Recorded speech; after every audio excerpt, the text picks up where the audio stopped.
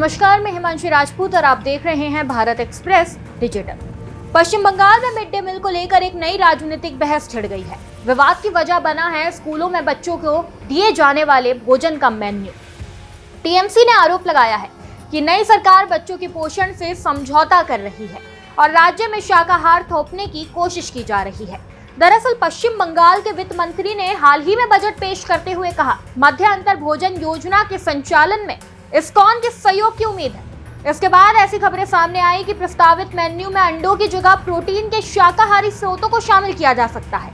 हालांकि सरकार की ओर से अब तक अंडों को पूरी तरह हटाने की कोई आधिकारिक घोषणा नहीं की गई है, लेकिन इस मुद्दे ने राजनीतिक रंग ले लिया है। टीएमसी के वरिष्ठ सांसद डेरेक ओब्रायन ने भारतीय जनता पार्टी पर निशाना साधते हुए कहा कि चुनाव के दौरान खान पान को राजनीतिक मुद्दा बनाया गया था और अब स्कूलों के भोजन तक में दखल देने की कोशिश हो रही है।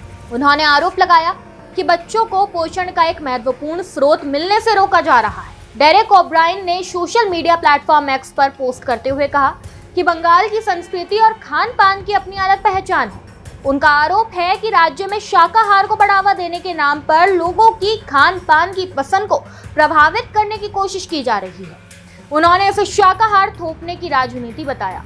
वहीं इस पूरे विवाद के बीच पोषण को लेकर भी बहस तेज हो गई।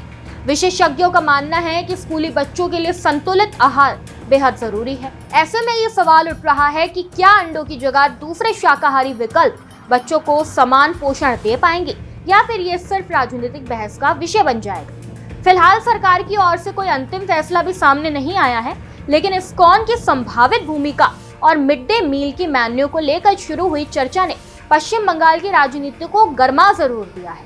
अब देखना होगा कि ये बहस सिर्फ सियासत तक सीमित रहती है या फिर बच्चों की पोषण और शिक्षा व्यवस्था से जुड़ा बड़ा मुद्दा बनती है। इस पर आपकी क्या राय है, हमें कमेंट बॉक्स में जरूर बताएं। खबर में बस इतना ही। ऐसे ही तमाम खबरों को जानने के लिए देखते रहिए भारत एक्सप्रेस डिजिटल।